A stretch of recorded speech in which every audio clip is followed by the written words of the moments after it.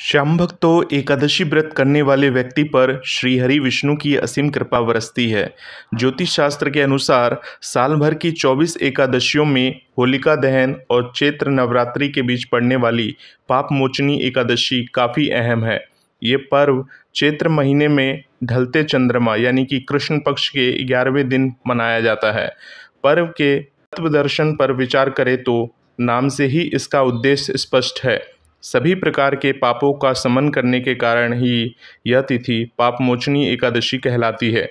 एकादशी व्रत करने वाले भक्तों के जन्म जन्मांतर के सभी पाप सहज नष्ट हो जाते हैं और उन्हें मोक्ष की प्राप्ति होती है। इस पर्व का महत्व बताने वाला एक अत्यंत प्रेरणादायी प्रसंग श्रीमद् भागवत महापुराण में वर्णित है। योगेश्वर श्री कृष्ण राजा युधिष्ठिर को बताते हैं कि सतयुग में राजा मान्यधाता ने लोमेश ऋषि से जब पूछा कि हे ऋषिवर, जाने अनजाने में हुए पाप कर्मों से कैसे मुक्त हुआ जा सकता है। इस पर लोमेश ऋषि ने उन्हें मेधावी ऋषि की कथा सुनाते हुए पापमोचनी एकादशी व्रत की महत्व बताई थी। कथानक के अनुसार एक समय च्यवन ऋषि के पुत्र मेधावी ऋषि चेतरथ नामक सुंदर वन में तपस्या में लीन थे।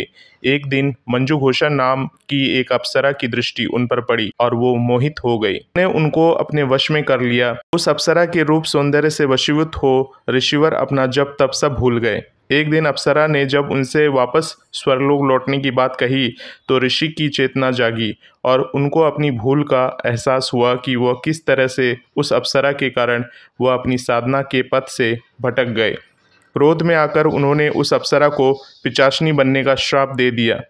ऋषि के श्राप से भयभीत मंजुघोषा उनसे क्षमा मांगने लगी। तब तक ऋषि को भी बोध हो चुका था कि अपराधी अकेली मंजुघोषा ही नहीं है, वे भी हैं। उन्होंने उस अप्सरा को पिशाच योनि से मुक्त होने के लिए चैत्र कृष्ण पक्ष की पापमोचनी एकादशी का व्रत करने का उपाय बताया।